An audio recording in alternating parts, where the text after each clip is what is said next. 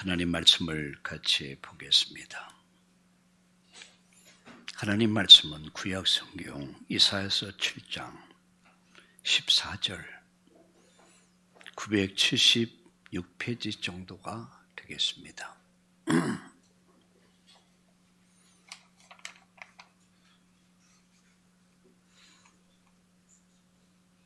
그러므로 주께서 친히 징조를 너희에게 주실 것이라. 보라, 처녀가 잉태하여 아들을 낳을 것이요 그의 이름을 임마누엘이라 하리라. 아멘. 처녀가 잉태하여. 여러분, 이건 과학적으로, 의학적으로, 논리적으로 안 맞는 말이에요. 모든 원리가 남녀가 있어야 되죠. 식물도 동물도 인간은 남녀를 통해서 또 생육하고 번성하고 충만하게 되어 있죠. 근데 오늘 이 본문은 이렇게 말씀합니다. 처녀가 잉태해 아들을 낳을 것이다. 우리가 얼른 들으면 말 같지 않은 소리 하고 있네.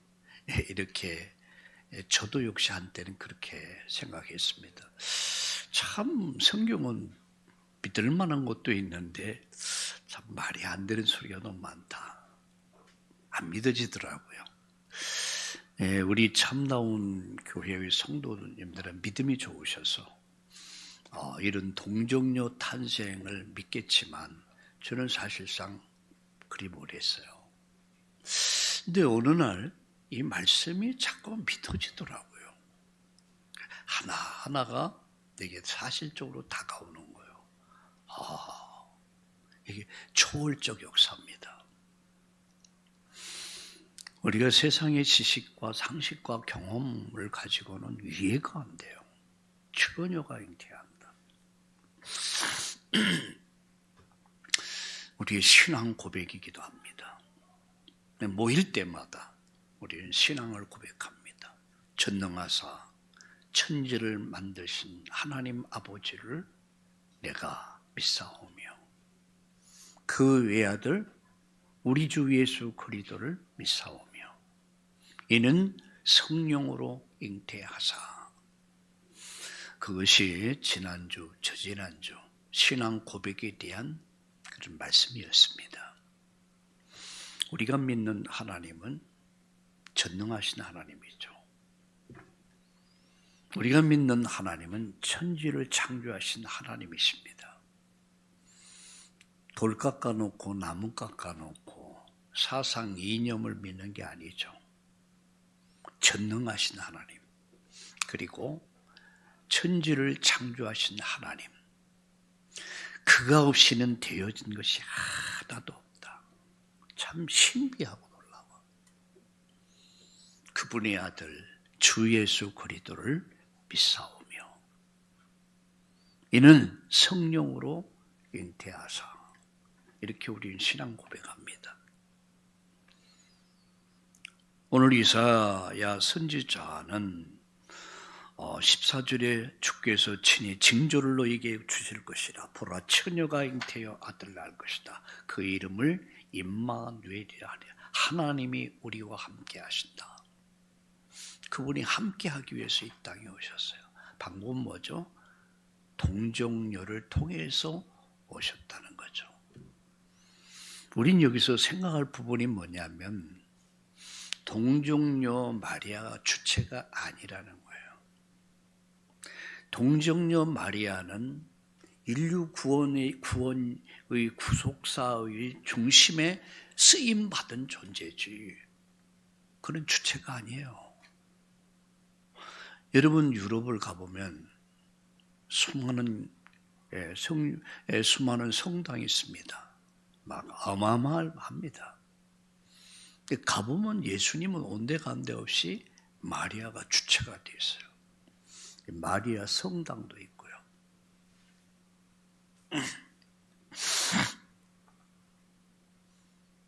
예수 그리스도가 교회의 중심입니다. 예수 그리스도가 어떻게 오셨는가? 동정녀를 통해서 오셨다는 거예요. 어떻게 해요? 성령으로. 그래서 오늘 이 시간에는 성령으로 잉태하사, 이런 제목으로 말씀을 드리겠습니다. 세 가지 말씀드립니다. 첫째, 성령은 하나님의 영이시다. 성령은 곧 하나님이시다. 이렇게 이해를 하시면 아주 쉽습니다. 성령이 이해가 되면 여러분 성령이 이해가 되는 거예요.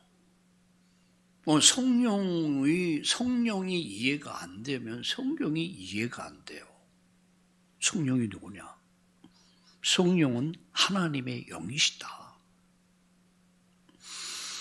자, 그런 성삼위 하나님 일체가 되신다. 요한복음 10장 30절에 보니까 나와 아버지와 나는 하나다라고 그랬어요. 나와 아버지는 하나다. 한 몸이다라는 얘기예요. 여러분 창세기 1장 26절에 보니까 우리가 우리 형상을 따라 사람을 만들자 하시고, 그러면 우리라는 단어는 단수가 아닙니다. 복수입니다. 1인칭 이상이에요. 성부, 성자, 성삼위 하나님을 지칭하고 있습니다. 우리가. 그러죠. 석가가 예수보다 선배다. 그런 말들을 많이 해요. 여러분 어떻게 생각하세요? 선배입니까?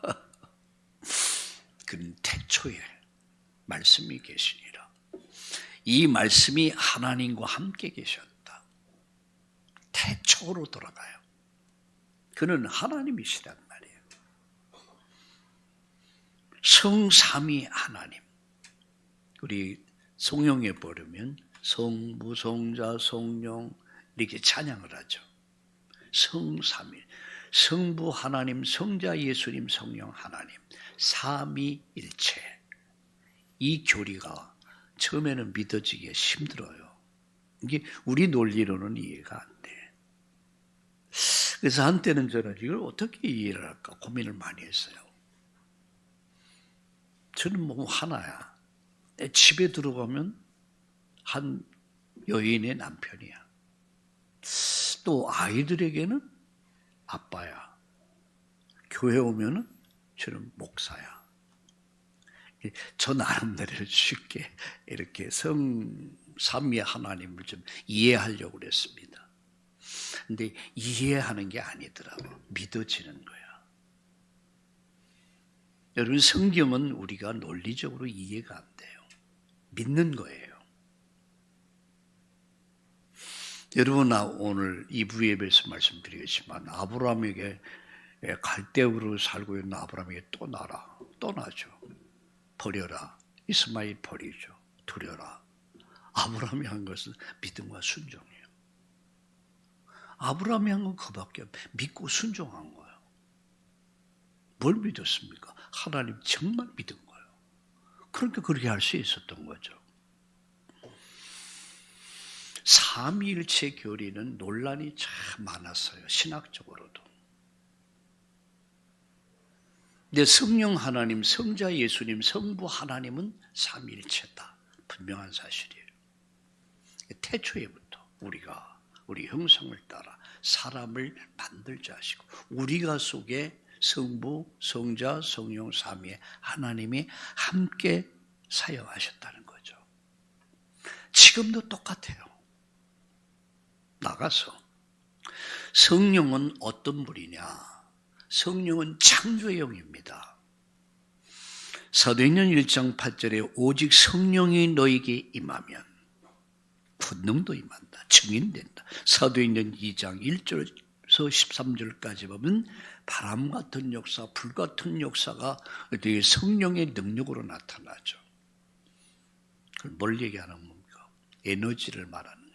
힘을 말하는 거예요. 권능을 말하는 겁니다. 우리는 힘이 없습니다. 젊은이도 피곤하고 젊은이도 넘어지고 쓰러집니다. 그런데 오직 여호와를 앙망하는 자는 뭘 얻어요? 새 힘을 얻는다. 이게 성령이 주신 힘이에요. 성령이 주신 능력입니다. 권능을 주신단 말이에요.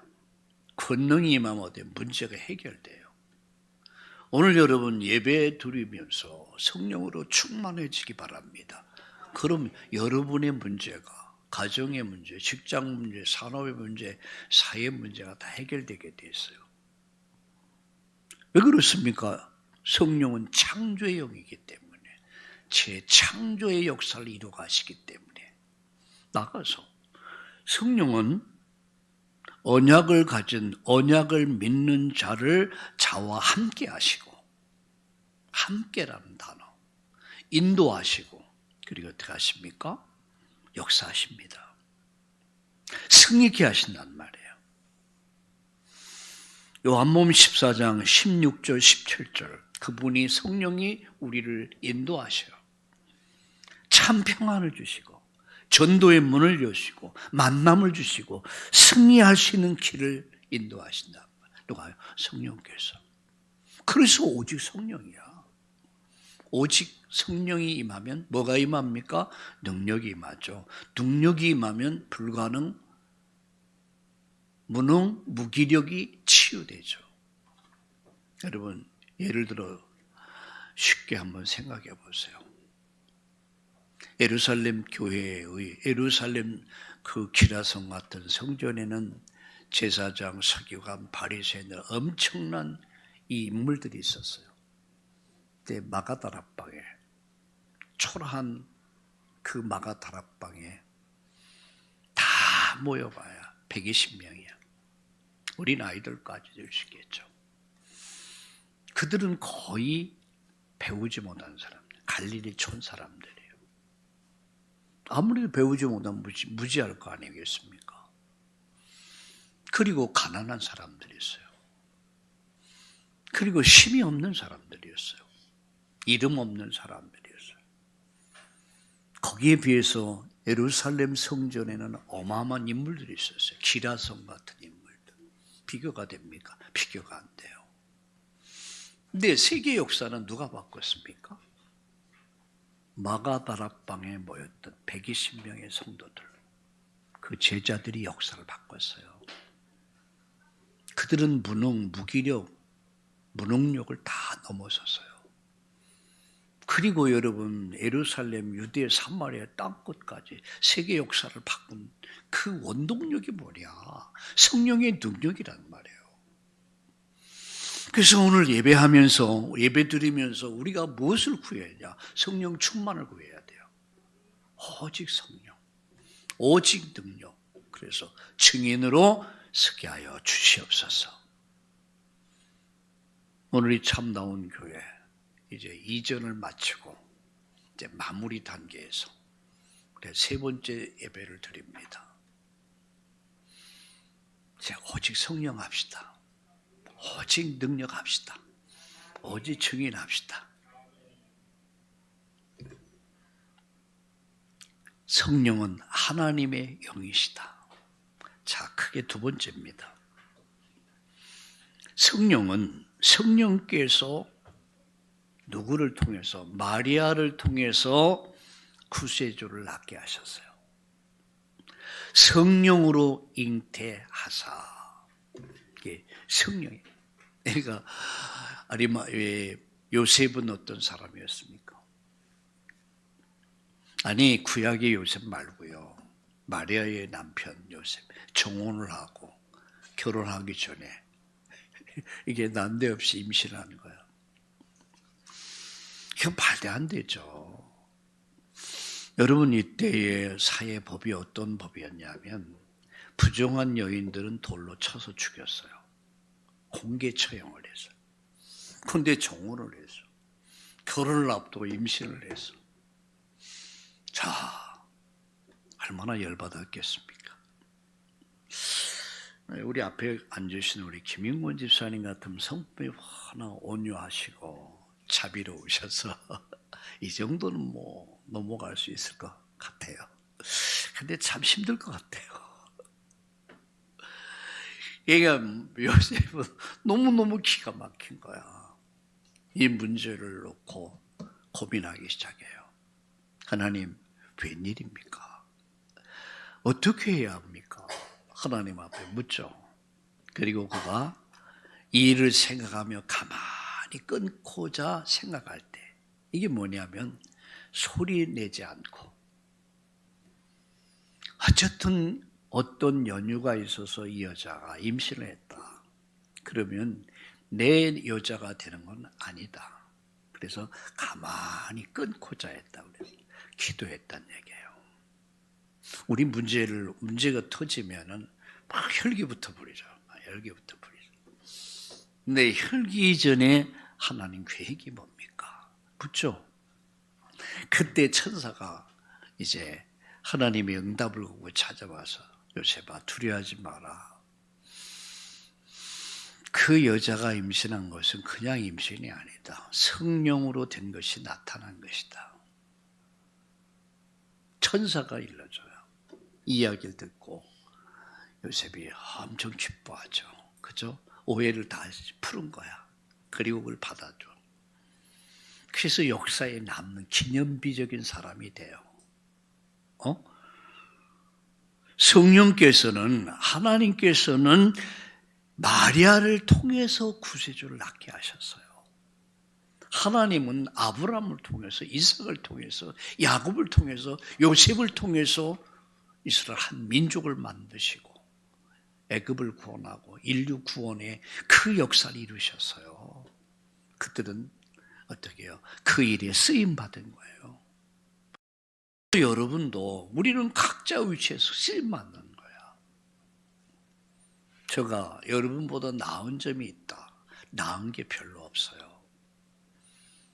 때로는 제 자신이 부끄러울 때가 너무 많아요.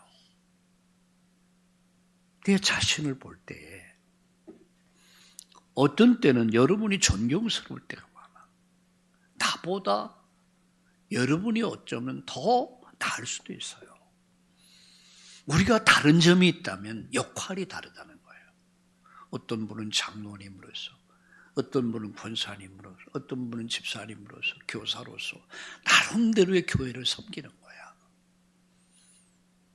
어떤 사람은 글을 쓰면서 추보를 만들기도 하고 청소를 하기도 하고, 어떤 분은 식사를 준비하기도 하고 찬양을 인도하기도 하고 성가대를 헌신하기도 하고 꽃꽂이를 통해서 나름대로의 모든 그 일에 쓰임 받는 거란 말이에요. 제 몸에는 지체가 많습니다. 가족이 많아요. 저는 가족이 참 많아요. 저는 손이 있어요. 발이 있어요. 코가 있어요. 입술이 있어요. 머리가 있어요. 발톱, 손톱도 있어요. 온 것이 붙어가지고 하나가 돼. 그래서 몸을 위해서 함께 봉사해.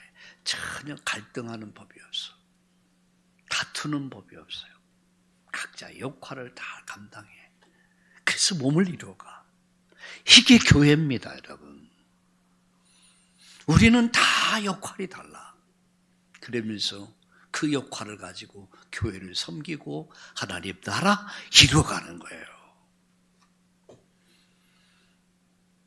여러분, 구세주의 탄생이 뭡니까? 이 예언된 축복의 언약이 창세기 3장 15절, 이사야 7장 24절, 마태복음 1장 29, 32절이 아니라 마태복음 1장 18절, 21절.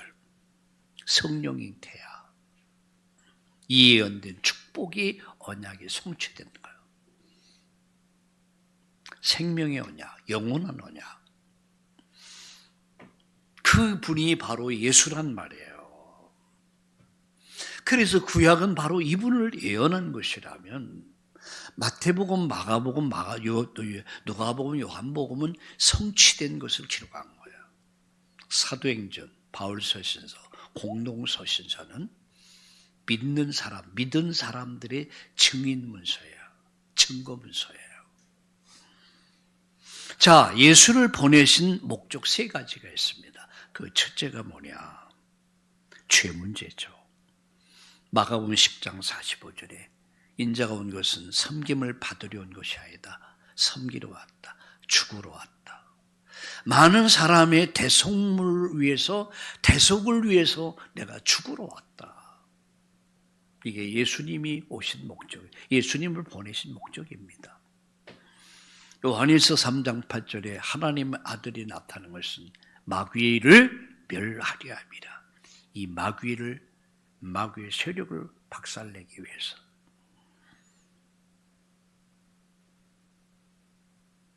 죽음을 잡고 왕노릇하는 이 사단의 권세를 완전 박살내기 위해서.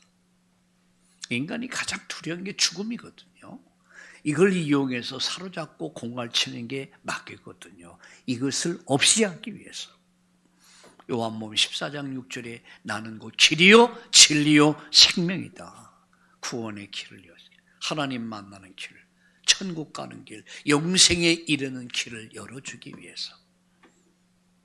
그게 예수님이 오신 목적이에요. 불쌍한 사람 도와주고 먹을 것 주고 입을 것 주고, 그건 세상이 하는 일이에요. 진짜 교회가 하는 일, 진짜 예수님이 오신 목적은 죄 아래 있는, 죄에 사로잡혀 있는 이 죄 문제 해결, 죽음과 죽음의 문제, 사단의 권세를 박살내고 인간이 하나님 만나고 구원받아 천국 가는 영생의 길을 열기 위해서요. 그걸 궁극적으로 영생을 주기 위함이다. 요한복음 5장 24절, 내가 진실로 너에게 이르노니 내 말 듣고 나 보내지 믿는 자는 영생을 가졌고 영생을 주기 위함이다. 요한복음 20장 31절에 예수님께서 뭐라고 말씀했습니까? 이 성경을 기록한 목적이 뭐냐? 예수가 그리스도임을 믿게 하기 위함이다. 믿음으로 말미암아 생명을 얻게 하려 함이라 그랬어요. 그게 바로 예수가 이 땅에 오신 목적, 그분을 보내신 목적입니다. 자, 세 번째 마지막. 그럼 성삼위 하나님의 역할입니다. 성부 하나님은 인류 구원을 계획하십니다. 창조하시고, 성삼위 하나님이 창조하시고, 그리고 성부 하나님이 인류 구원을 계획하시죠. 그게 창세기 3장 15절과 21절입니다. 여인의 후손을 통한, 피 언약을 통한 인류 구원을 계획하셨다는 것. 두 번째입니다. 성자 예수님은 십자가에서 복음을 완성하셨습니다. 복음을 율법을 완성하셨습니다. 요한복음 19장 30절, 내가 다 이뤘다. 이 말이 뭡니까? 인류가 구원받는 기준이 십자가에서 만들어진 거예요. 세 번째, 성령 하나님은 믿어서 구원받게 하신단 말이야. 감동 주시고 감화시켜 주시고 깨닫게 하시고 믿어지게 하시고, 이게 성령의 역사심이에요. 고린도전서 1장 12장 3절에 성령이 아니고는 예수를 그리스도라 고백할 자가 없다, 이렇게 말씀합니다. 성부 하나님은 구원을 계획하시고, 성자 예수님은 복음을 완성하시고, 성령 하나님 구원을 이루어 가십니다. 이 축복 속에 저와 여러분이 있는 거예요. 자, 이 사실을 정말 믿으면 구원을 받습니다. 이 사실을 정말 믿고 기도할 때 응답을 받습니다. 이 사실을 알 때에 초월의 역사 일어나요. 네, 초월의 역사 일어나. 그래서 성삼위일체 교리는 지식으로 이해해서 믿는 게 아닙니다. 믿음으로 이해가 되는 거예요. 결론 맺습니다. 우리의 삶은 성령으로 잉태된 삶을 살아야 돼요. 고린도전서 3장 16절에 네가 하나님 성전인 것과 하나님 성령이 너희 안에 계신 것을 알지 못하느냐. 내가 누굽니까? 성전이 된 거야. 내 안에 누가 오셨습니까? 성령 하나님, 성부, 성자, 성령, 삼위 하나님이 내 인생 속에 오신 거야. 네가 하나님 성전인 것과 성삼위 하나님이 너희 속에 계시는 것을 알지 못하느냐. 이것이 우리의 정체성입니다. 그래서 고린도전서 3장 16절에 말씀하죠. 우리는 오직 성령이에요. 오직 성령. 그래서 우리 이곳에서 오직 성령 합시다. 오직 능력 합시다. 오직 증인의 삶을 살 수 있기를 예수님의 이름으로 축원합니다. 우린 초월적인 역사를 볼 겁니다. 초월의 역사를 날마다 체험하며 또 이르기를 예수님의 이름으로 축복합니다. 우리 다 함께 합심해서 우리 기도하겠습니다. 오직 성령, 오직 능력이 임하고 오직 증인이 되게 하옵소서. 내 안에 성육신의 역사가 일어나게 하옵소서.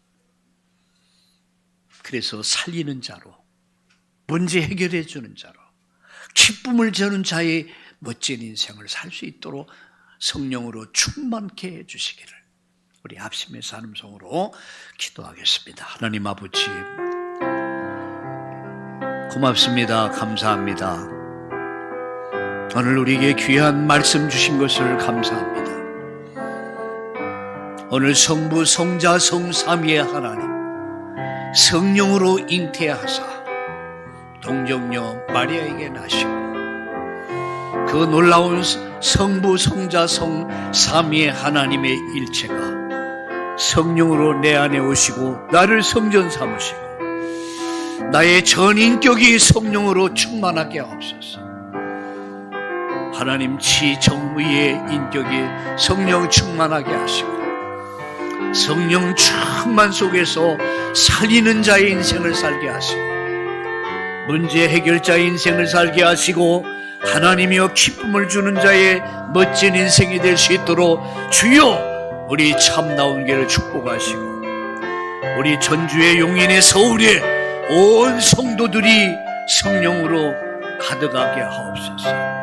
오직 성령, 오직 능력, 오직 증인되게 하여 주시옵소서. 예수님의 이름으로 감사하며 기도드리옵나이다. 아멘.